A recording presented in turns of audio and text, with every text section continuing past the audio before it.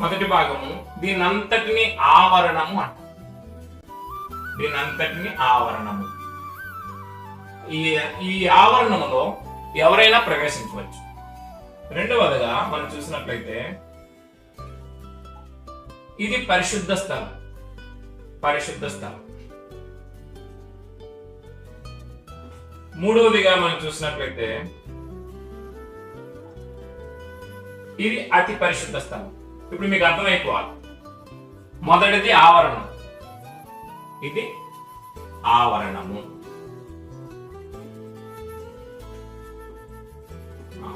ఇది పరిశుద్ధ స్థలము.